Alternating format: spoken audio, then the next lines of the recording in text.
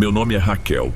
Tenho 29 anos e precisei de 3 anos para juntar coragem e pôr esta história no papel. Aconteceu em 2022, numa chácara perdida na zona rural do Pará. Hoje, já morando longe, ainda acordo no meio da noite com a sensação de que aquele perfume vai escorrer pela porta do meu quarto.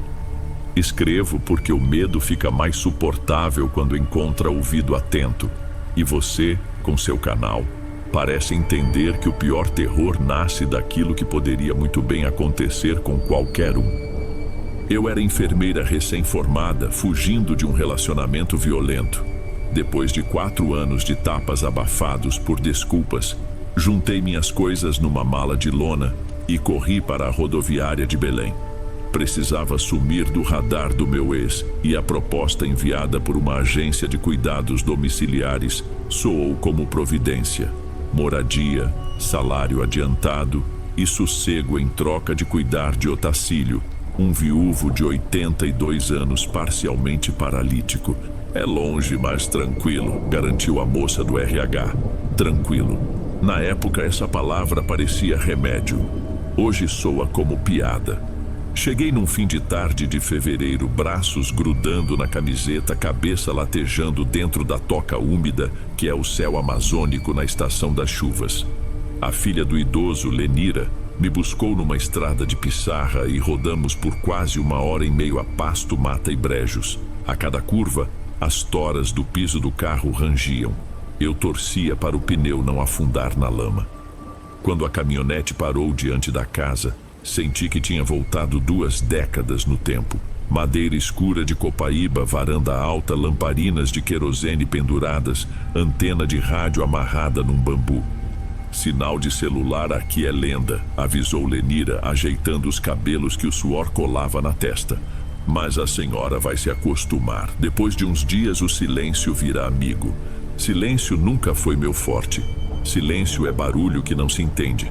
Ainda assim, assenti. Conheci seu Otacílio, pele fina, olhos esbranquiçados, rosto marcado por vasos rompidos. Só mexia o braço direito e a cabeça. Quando me viu, sorriu torto e sussurrou: Isabel, você voltou? Expliquei que meu nome era Raquel, nova cuidadora. Ele piscou devagar, insistindo: Isabel, minha flor. Julguei coisa da idade, Alzheimer em estágio inicial, segundo o laudo. Instalei-me num quartinho nos fundos, paredes de tábuas que deixavam passar vento, vozes e, mais tarde, outras coisas. Minha rotina começou antes da aurora. Levantar, acender o fogão a lenha, ferver água, engrossar mingau de farinha d'água, pingar tucupi e cheiro verde, trocar fralda, girar o corpo de seu Otacílio para evitar escaras, limpar as feridas rosadas. Depois, café preto ralo para mim, rádio a pilha na Voz do Brasil para fingir companhia. Entre tarefas eu caminhava pela propriedade, mangueiras retorcidas, jaqueira carregada, um igarapé de água ferruginosa que cheirava a ferro doce. Às vezes surgia um bando de guaribas berrando ao longe, outras cutias riscavam o mato. Tudo isso deveria ser calmante, mas o espaço vazio entre aqueles sons me lembrava que se algo desse errado, ninguém ouviria. Na segunda semana aconteceu a primeira coisa estranha. Era começo de tarde, o sol transformava a varanda num forno de barro e eu trocava o lençol do idoso.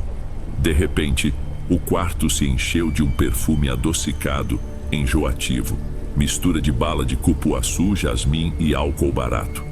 Era tão denso que senti o ar pegajoso deslizar pela pele. Olhei ao redor. Nenhum frasco, nenhuma flor. Abri a janela. O cheiro não se dissipou. Seu Otacílio abriu os olhos, sorriu como criança surpreendida em travessura e cochichou: Isabel chegou para cuidar de mim. Respondi que meu nome era Raquel, mas ele continuou: Isabel, minha flor. Ela fica feliz quando sente o cheiro dela própria. Fingi ignorar. Não era a primeira vez que idosos projetavam lembranças sobre cuidadores. Mas o odor grudou na minha garganta o resto do dia. Na terceira semana, o perfume virou visita pontual. Vinha todos os dias. quase sempre entre 2 e 3 da tarde, quando o calor sapecava o telhado. Eu podia marcar no relógio biológico. Primeiro a telha estalava, depois o ar ondulava, por fim o quarto virava caixa de doces.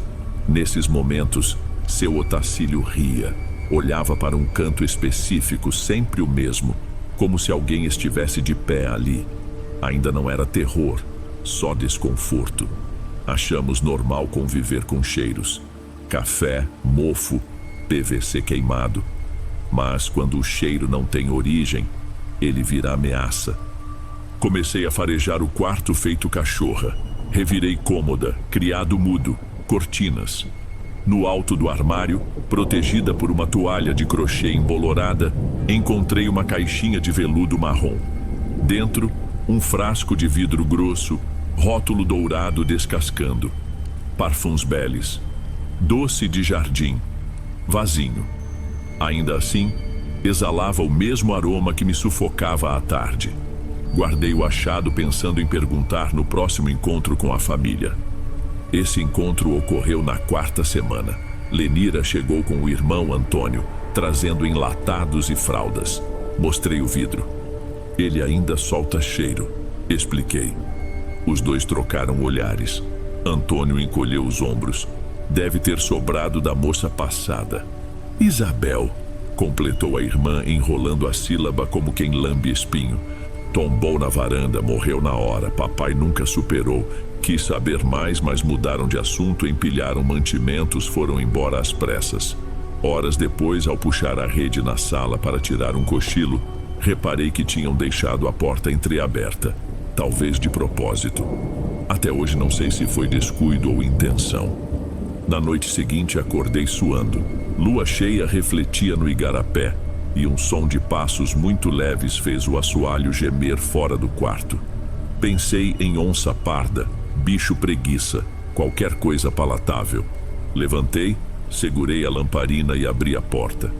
Vi uma forma feminina atravessando a sala, vestido claro colado à pele molhada, cabelos escorrendo sobre o rosto. Estava descalça, mas cada passo tinha o mesmo som ritmado de quem usa sapatos. E o perfume? O perfume era quase sólido, empurrava o ar. Segurei a respiração. A lamparina tremeu na minha mão. A mulher parou diante da porta de seu Otacílio, tocou a maçaneta e virou o rosto para mim. Não vi feição nenhuma, só o contorno de um sorriso fino, de quem reconhece algo querido. Na mesma hora, tudo se apagou como vela em vento. Corri para o quarto do idoso. Ele dormia tranquilo, mas a mão direita segurava o nada, dedos entrelaçados em nada. A fronha cheirava a doce de jardim. De manhã pensei em ir embora. Arrumei a mochila, liguei a caminhonete velha deixada pela família. O motor deu meia volta e morreu. Tentei de novo, nada. Quando desci, a chuva começou. Grossas gotas quentes, lama cobrindo o pneu e garapé subindo. Fiquei presa. Cada trovão parecia zombar da minha ideia de fuga. Presa, fiz o que qualquer enfermeira teimosa faria: consultar papéis. Revirei gavetas e encontrei pastas antigas do plano de saúde, receitas, contas de luz. No fundo da última gaveta, um envelope pardo preso por elástico. Dentro, recortes de jornal amarrotados. Cuidadora morre em queda. Acidente doméstico choca a comunidade. Fotos mostravam a fachada da casa, fita amarela na varanda, corpo coberto por lençol na grama. Entre os recortes, uma cópia incompleta de boletim de ocorrência. Suspeita de empurrão, divergência nos testemunhos, investigação suspensa por falta de provas. Tinha sido rasgado bem na parte que listava nomes dos suspeitos. Fiquei tonta. Ganhei mundo externo para fugir de violência e me enfiei num lugar onde ela estava entranhada como mofo. Primeiro impulso, ligar para a polícia. Mas o rádio, chiando por interferência, avisou que não haveria sinal. Segundo impulso, confrontar a família. Covarde, optei por esperar. O cheiro voltou mais forte naquela tarde, mas não veio sozinho. Enquanto trocava a sonda do idoso, Percebi marcas roxas em torno do punho dele, como dedos apertados. Ele chorava, repetindo: "Eu não queria, foi a Lenira quem..." Até então ele não ligava nomes a acontecimentos. Agarrando minha blusa, pediu que não deixasse ela buscá-lo. O ar ficou tão espesso que tive ânsia. Foi aí que o palavreado acadêmico cedeu para o medo cru. Fantasma. Ponto de não retorno aconteceu na 5ª semana, durante a hora mais negra antes do amanhecer. Um grito me arrancou da rede. Corri, abri a porta do quarto de Otacílio. Ele estava meio erguido, apoiado no braço firme, encarando o teto onde se formava uma mancha escura como nuvem de fuligem. Dentro dela, delineava-se o rosto da mulher que eu vira na sala. Boca lívida, olhos fundos, porém fixos. A mancha desceu e pairou sobre o idoso, que gritava nomes misturados. "Isabel, flor menina, me perdoa!" A lamparina tremulou. A chama quase morreu. Senti cheiro de querosene misturado ao perfume. Minhas pernas travaram, mas precisei agir. Se ele caísse, se quebrasse o quadril, seria culpa minha. Enfiei a mão na nuvem gelada, toquei o ombro dele, puxei. A sensação foi de mergulhar o braço num balde de água fria, apesar do calor. A sombra se retraiu e se dissolveu perto da janela. Tudo durou segundos, mas o quarto ficou impregnado de perfume por horas. Na claridade leitosa da manhã, decidi coletar prova.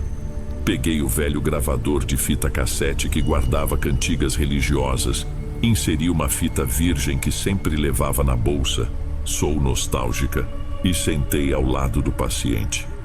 "Seu Otacílio, o que aconteceu com Isabel?"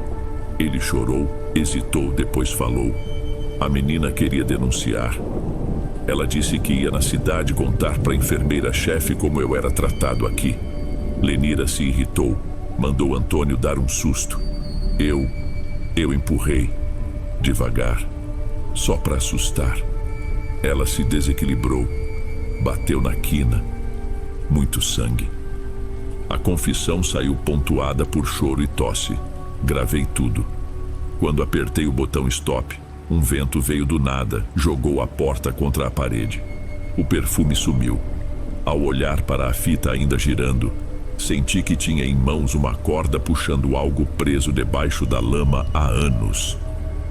Passei dia e noite seguintes vigiando a estrada, esperando ver luz de faróis, mas caiu novo temporal. Consumi as últimas velas, rachei lenha úmida, vivi de bolacha, cream cracker e café frio. O idoso adormeceu. Eu, quase sem dormir, repassava o plano. Entregar fita, boletim, tudo, nem que fosse andando até a sede do município. Chuva cessou no amanhecer do 7º dia após a confissão. O céu abriu como quem se desculpa. Resolvi testar a caminhonete. Depois de meia hora drenando gasolina do gerador, o motor pegou com gemido sofrido. Guardei a fita no bolso interno do jaleco, fechei a porta da casa. Então notei a varanda limpa, sem rachaduras. O lugar exato onde Isabel caíra agora brilhava diferente, como madeira recém-encerada. E nenhum traço de perfume. Engoli em seco e parti. 40 quilômetros depois, cheguei à delegacia de um distrito pequeno. O escrivão me olhou como se eu tivesse trazido disco voador, mas aceitou a fita. Um investigador foi comigo à chácara na manhã seguinte. Encontrou dentro do guarda-roupa a camisola rasgada de Isabel, manchada de sangue já marrom. Encontrou ainda a tampa do perfume, dentes da rosca quebrados. Tudo enviado à perícia. Também localizaram um relatório médico indicando contratura em punho que poderia ter sido causada por tentativa de agarrar alguém antes da queda. Não havia como ignorar. Lenira e Antônio alegaram inocência. Diziam que eu buscava dinheiro. Mas a gravação foi periciada, atestada autêntica. O juiz determinou internação compulsória de Otacílio até a audiência. Ela nunca ocorreu. Ele morreu de pneumonia 2 meses depois. A família entrou com recurso. A coisa se arrastou. Meu depoimento foi tomado por vídeo, longe dali. Fim do processo para mim? Quase. Voltei a Belém, aluguei quarto perto da universidade, tentei retomar a vida. Durante algum tempo tudo foi normal, mas o perfume às vezes aparecia em lugares improváveis. Fila do banco, corredor do hospital onde trabalhei posteriormente, ônibus parado no sinal. Durava poucos segundos, suficiente para gelar minha nuca. Dizem que memória olfativa é a mais persistente. Talvez seja a explicação simples. Prefiro acreditar nisso. Em setembro de 2024, entrei numa loja de usados em Ananindeua procurando um abajur. Sobre prateleira empoeirada, reconheci de imediato o frasco Parfums Belles. Doce de jardim, cheio, tampinha intacta. Quando toquei o vidro, senti leve vibração, como pulsação discreta. Afastei-me. O vendedor comentou que o lote viera de uma burocracia de inventário. Casa herdada perto de Altamira. Nostalgia virou náusea. Saí sem olhar para trás. Não voltei mais àquela loja, mas sigo sentindo, vez ou outra, o perfume vir na garupa de algum pensamento. Se é aviso, cobrança ou apenas minha consciência remoendo, não sei. Só aprendi que ninguém está realmente sozinho quando escolhe o isolamento. O passado sempre encontra caminho. Às vezes vem na forma de cheiro doce demais para ser natural. Conto isso, Dom, para quem pensa em se esconder do mundo em alguma estrada de terra. Cuidado. A solidão faz eco aos fantasmas que já existem e convida outros a entrar. E se numa tarde abafada, você sentir perfume sem frasco, lembre de mim. Não é lembrança boa nem propaganda. É só perigo anunciando presença. Corra enquanto há estrada firme. Eu corri e, por hora, sobrevivi. Não sei se todos terão a mesma sorte.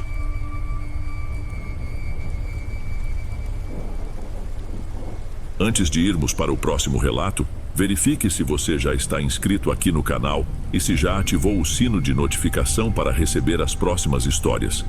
Aprecio sua companhia e seu apoio faz toda a diferença. Bem, vamos continuar.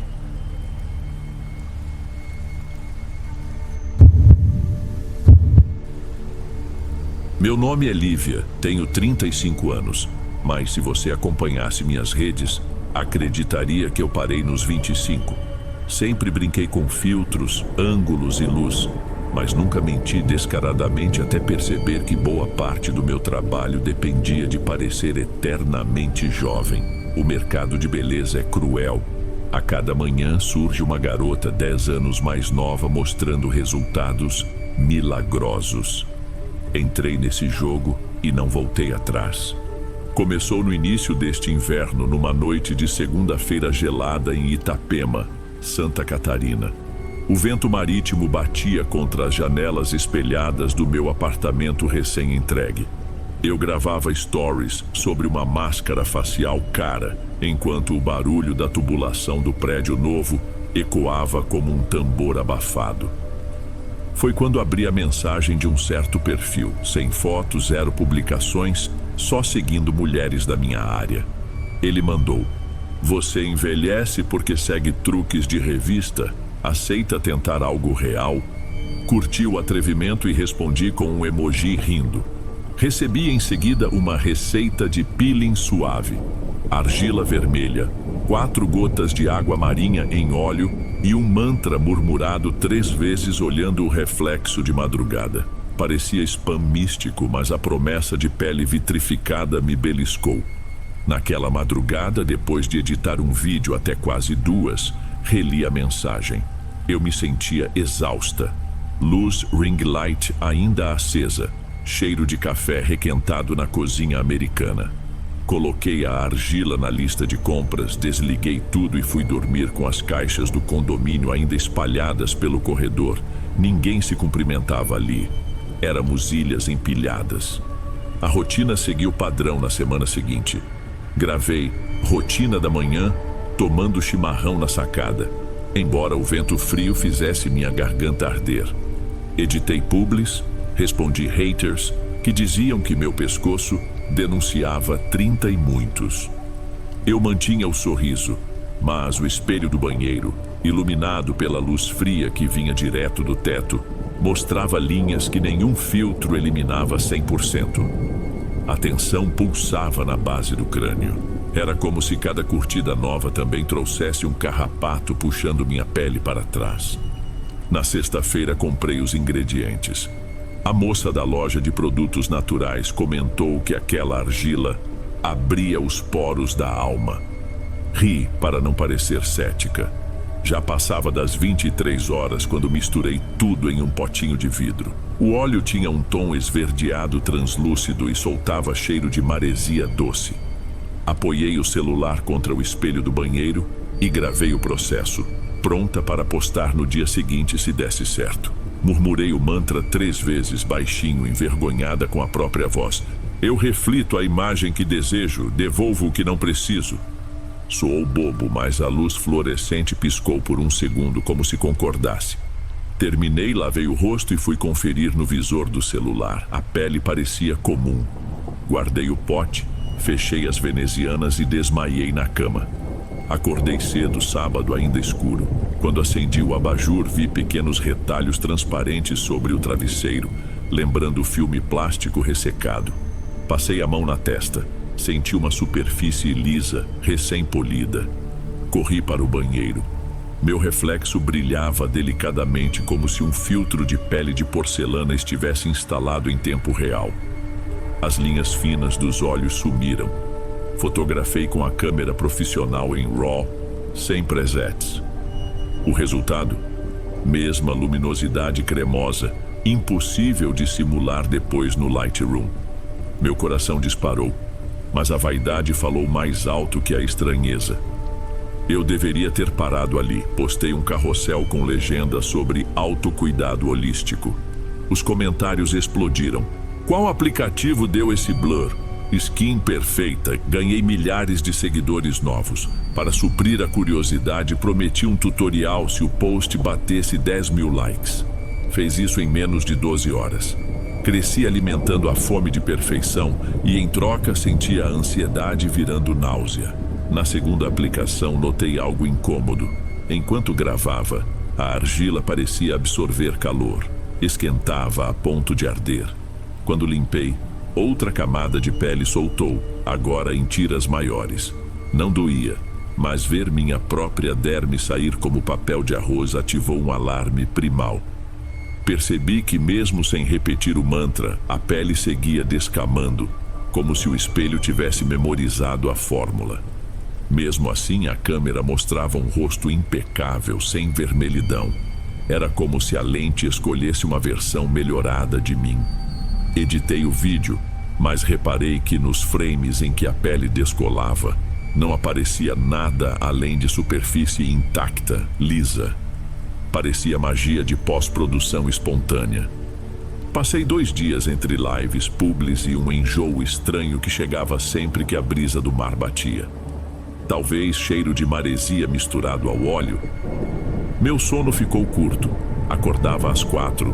Sentindo comichão sob a camisola, corria ao espelho e colhia mais flocos translúcidos para o lixo. Comecei a armazenar os pedacinhos num saquinho zip, sem saber por quê. Talvez para provar a mim mesma que não era louca. Foi nesse ponto que procurei prova concreta. Chamei o Marcos, fotógrafo que fez meus primeiros ensaios.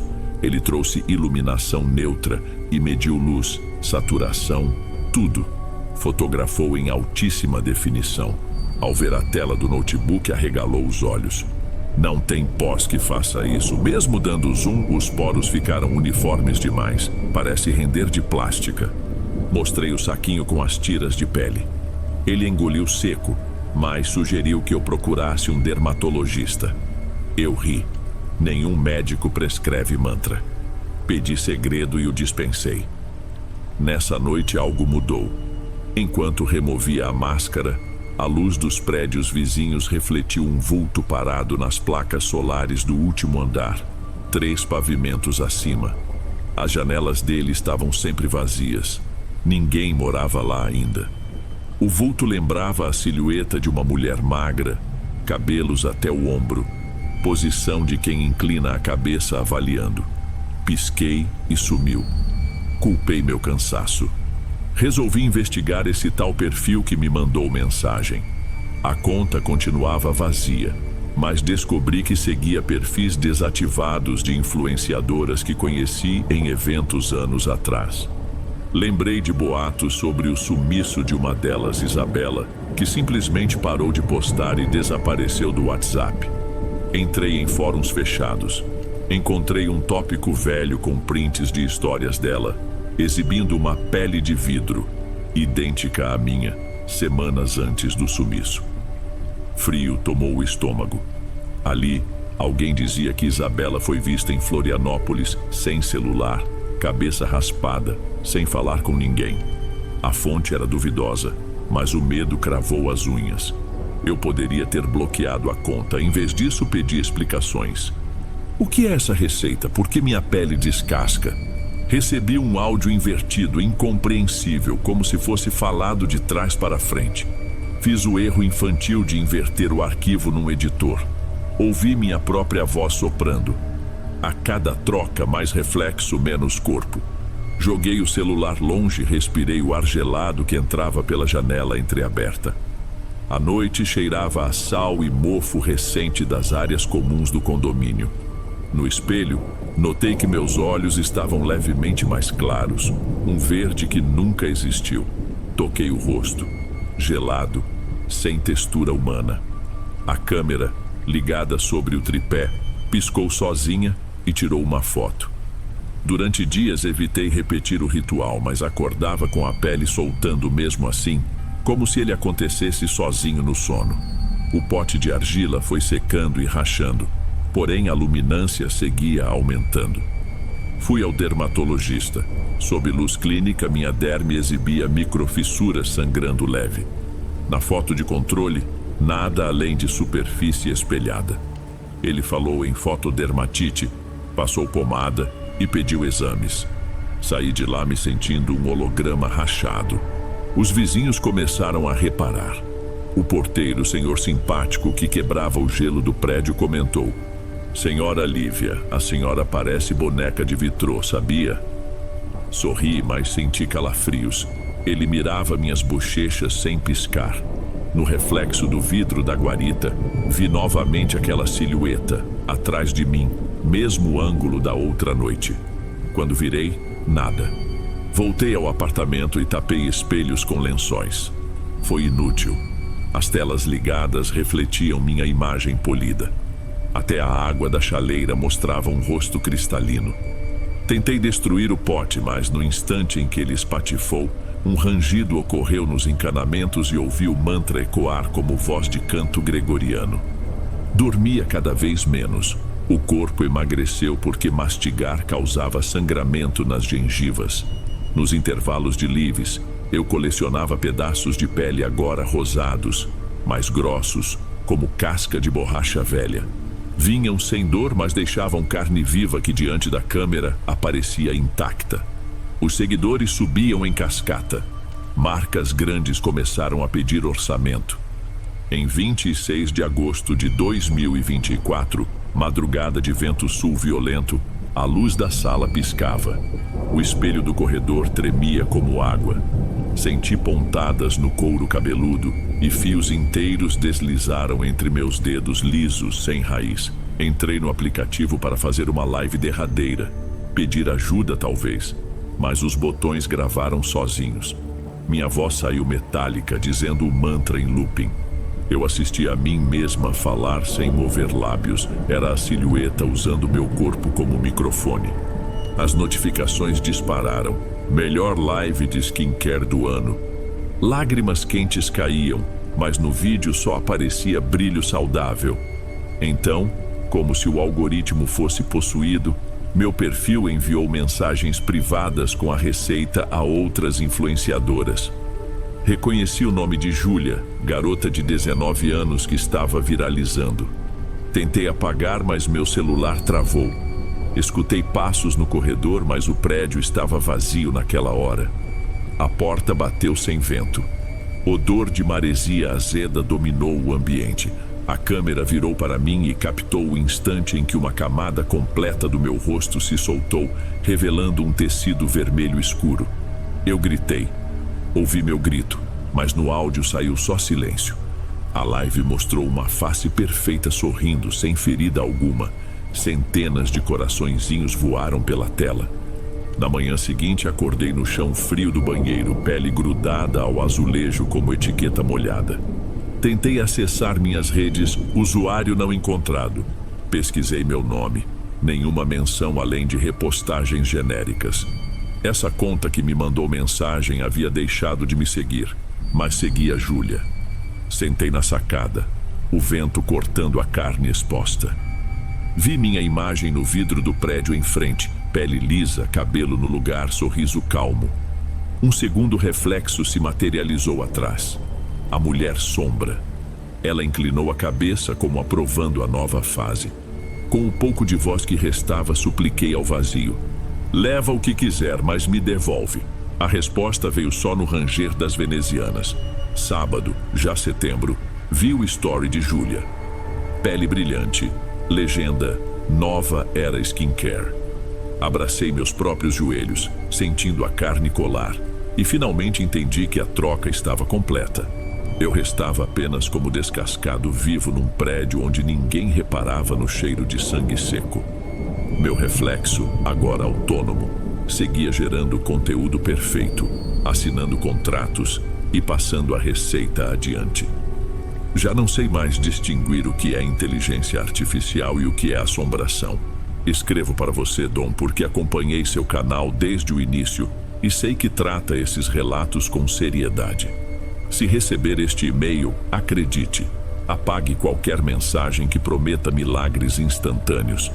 Se a foto parecer boa demais para ser real, corra. Ainda há partículas de pele minha espalhadas pelos cantos do apartamento, e cada uma brilha como escama de peixe sob a luz da lua. Temo que quando o vento certo soprar, elas voem para a sacada de alguém e tudo recomeça. Se ouvir sussurros vindos do espelho de madrugada, não repita. Se vir uma mulher estática no reflexo das placas solares, feche os olhos. E pelo amor que ainda conservo a minha versão antiga, se uma conta vazia mandar uma proposta peeling suave, bloqueie. Por favor, bloqueie. Meu nome é Augusto, tenho 48 anos e preciso dividir algo que ainda me rouba o sono quase todas as madrugadas. Em 2021, quando tudo isso começou, eu era gerente de logística numa transportadora aqui no Amazonas. Pelo menos eu fingia que ainda era. Na verdade, naquela segunda-feira sufocante de agosto, recebi da portaria um envelope pardo com meu desligamento. Dizer que me senti derrotado seria pouco. Eu me senti desfeito.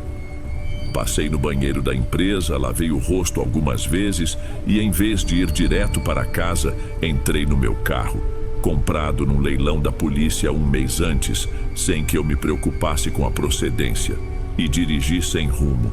Era quase meio-dia. O vapor quente que subia do asfalto fazia as faixas brancas parecerem líquidas. Naquele instante tomei uma decisão covarde: esconder a notícia da minha família. Eu, Augusto, ex-sargento, pregava disciplina aos outros e já não tinha coragem de encarar a própria verdade. Fiz o que qualquer homem orgulhoso e perdido poderia fazer. Estacionei num shopping decadente, daqueles que surgiram perto do distrito industrial, quando as coisas pareciam que iam melhorar. Mas hoje acumulam lojas fechadas e cheiro de tapume úmido. Foi ali que passei as horas seguintes. Andei pela praça de alimentação quase vazia. Pedi um tacacá requentado e fiquei mastigando o jambu dormente enquanto ensaiava uma explicação que nunca chegava. Voltei ao carro antes da chuva de fim de tarde e notei um detalhe incômodo. O banco do motorista exalava um odor doce de mofo misturado a suor velho, como se eu houvesse esquecido uma camisa molhada ali dentro durante dias. Abri os vidros, não adiantou. Passei um pano com álcool comprado numa lojinha de R$1. Nada. O cheiro parecia impregnado na espuma do estofado, como se o carro tivesse decidido registrar minha vergonha. Nos dias seguintes, minha rotina virou um teatro. Eu saía antes do sol nascer, simulando compromisso, e estacionava em diferentes shoppings decadentes ou ruas laterais com guarita. Comprava um jornal, lia manchetes que já não faziam sentido e dividia o tempo entre o volante e pequenos passeios pelas lojas vazias. Cada retorno ao carro era uma pancada no nariz, o mesmo odor, talvez mais forte. Levava frascos de desinfetante, deixava o ar-condicionado ligado no máximo, enrolava toalhas no banco. Nada surtia efeito. Eu mal percebia que aos poucos as mesmas roupas que eu usava ganhavam aquele traço de mofo, tão leve que ninguém comentou, mas eu sentia. Era como se o banco estivesse se tornando parte do meu corpo, ou eu parte dele. Foi num sábado de setembro que notei o primeiro bilhete de estacionamento no chão do carro.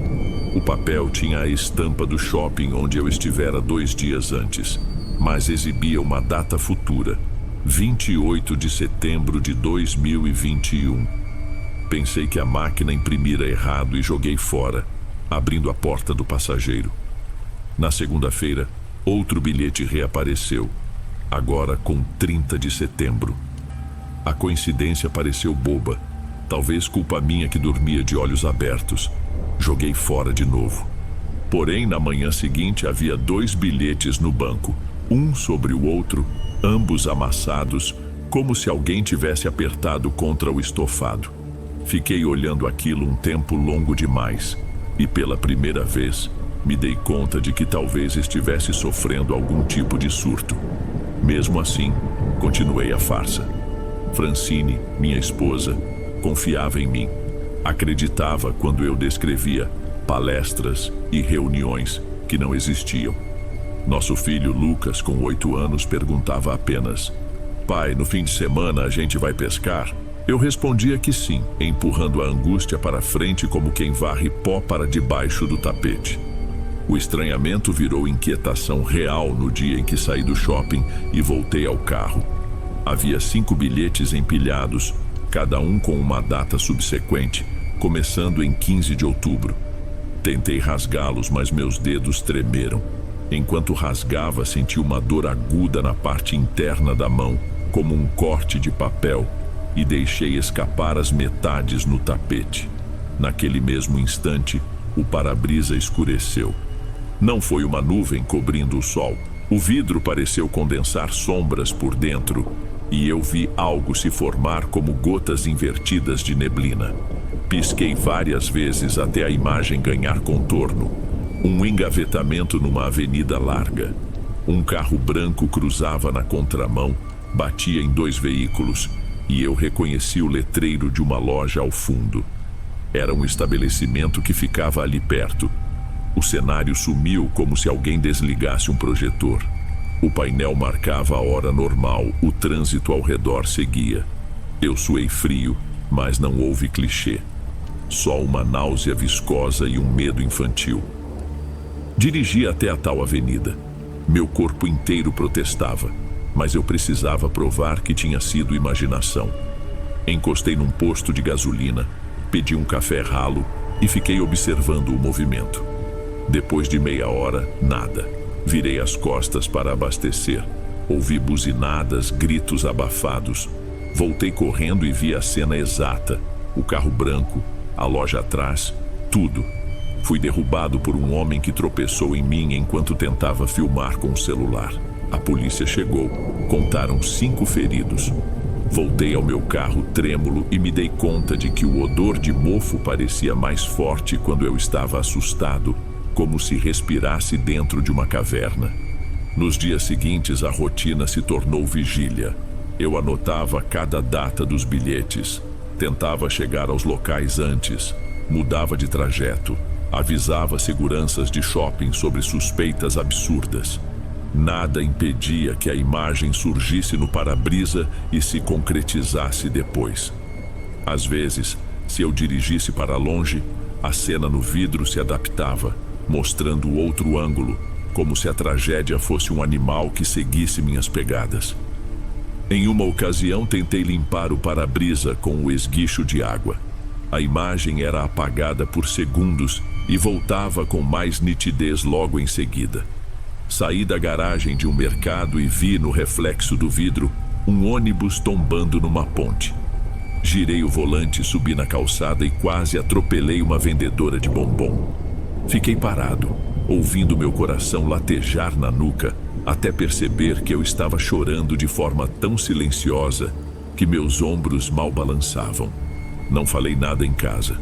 Francine notava meu olhar distante, mas atribuía ao estresse do trabalho. Lucas desenhava caminhões e soldados em cadernos velhos. Deixava os papéis espalhados na sala e eu demorava um tempo enorme encarando cada desenho, como se procurasse pistas de algo que nem ele sabia. Certa noite, acordei no sofá por causa de um trovão. A televisão mostrava o jornal local. Os repórteres comentavam o tombamento de um ônibus na ponte do mesmo ângulo que eu vira. Desliguei antes que Francine chegasse. O ponto sem volta chegou numa madrugada abafada de novembro. Acordei com o rosto colado no volante, a camiseta grudada no banco. Um bilhete solto estava no meu colo. Mostrava a data de 10 de novembro de 2021, 3 dias adiante. No para-brisa, ainda embaçado pelo suor da minha respiração, formava-se uma imagem turva. Esperei e o borrão ganhou nitidez. Eu reconheci a fachada do nosso prédio. Havia luzes de emergência acesas. Fumaça escapava pelas janelas do 5º andar, nosso andar. Vi Francine carregando Lucas, tossindo, procurando saída.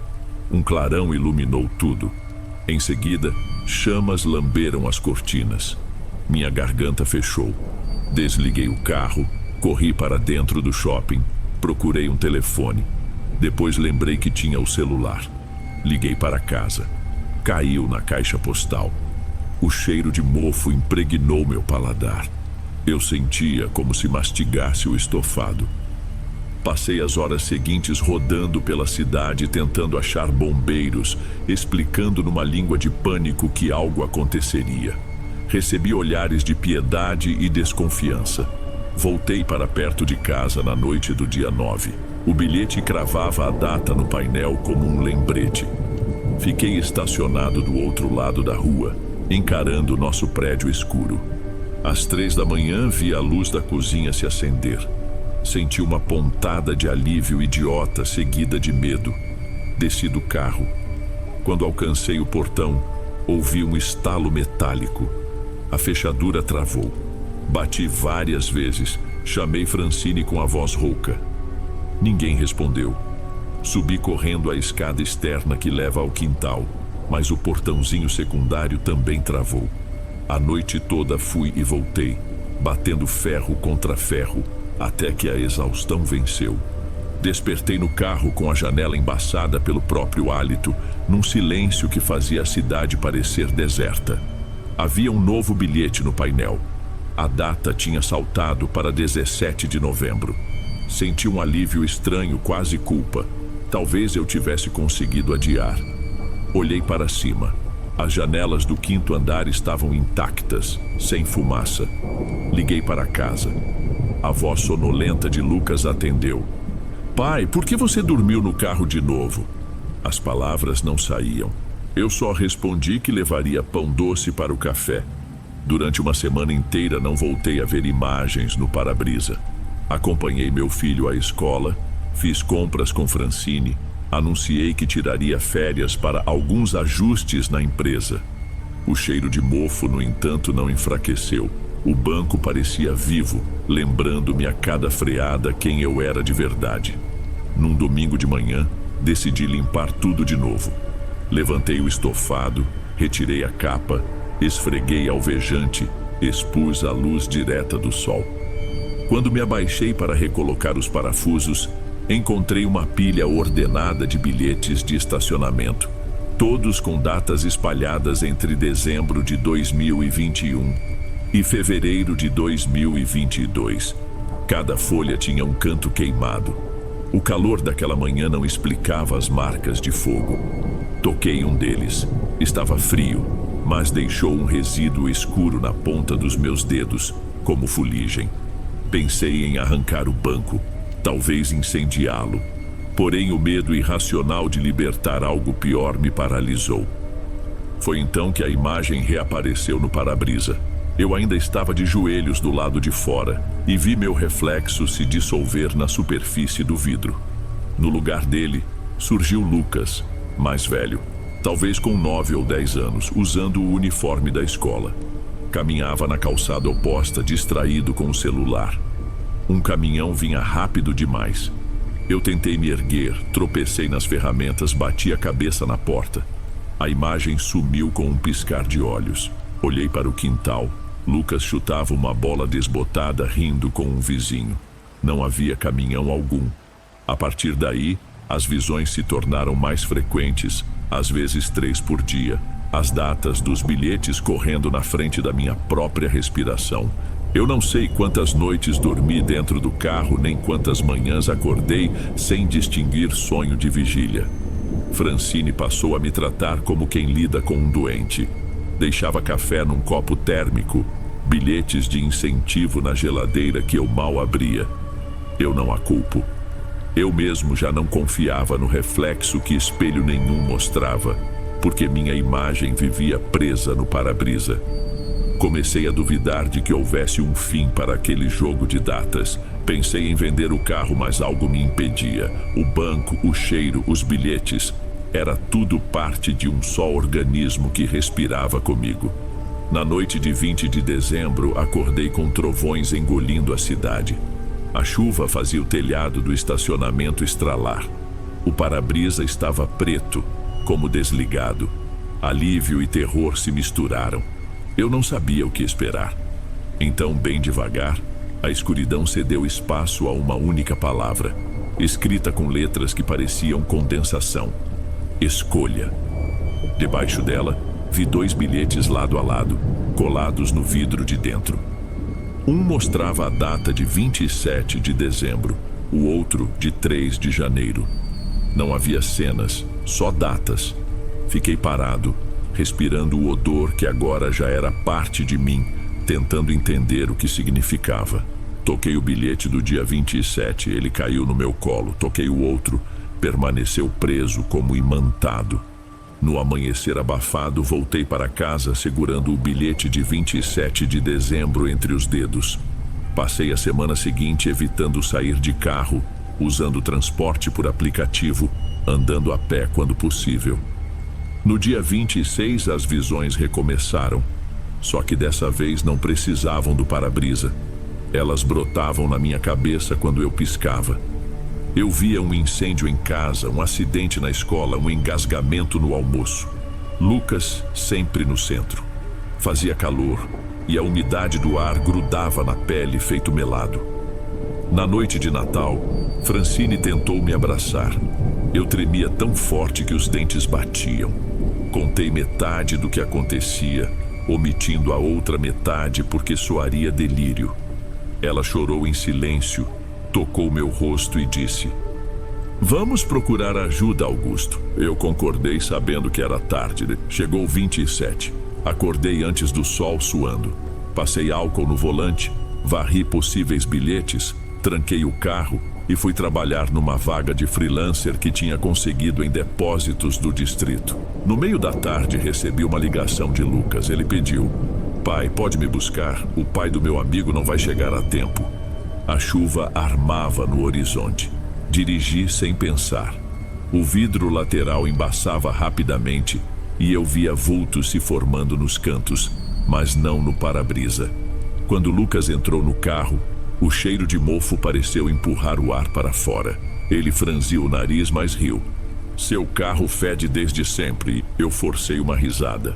Ao fazermos a curva para pegar a avenida principal, uma caminhonete avançou o sinal e atravessou na nossa frente.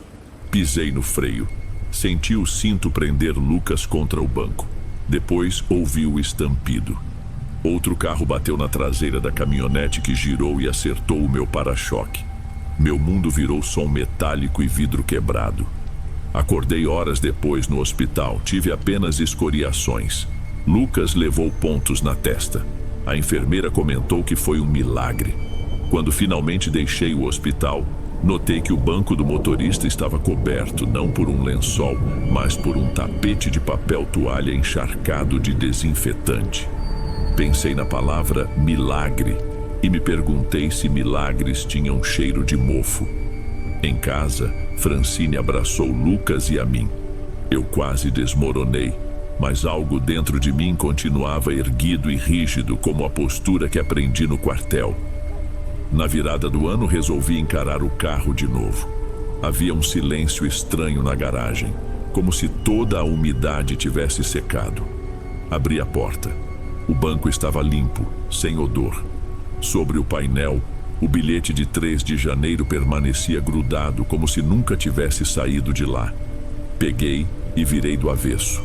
Não havia nada escrito, só a mancha escura de fuligem. Durante vários minutos fiquei ali, sentado, ouvindo a rua respirar, sem saber se devia agradecer ou temer o que viria depois.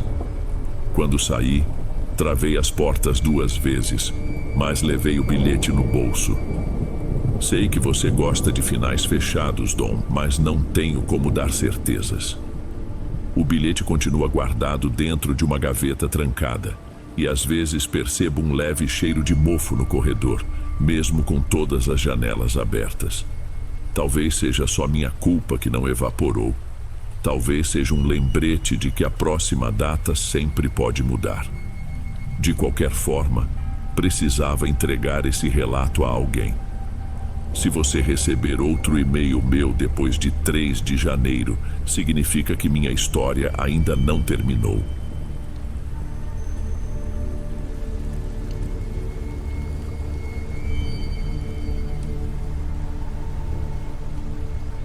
Bem, amigos, esses foram os relatos de hoje.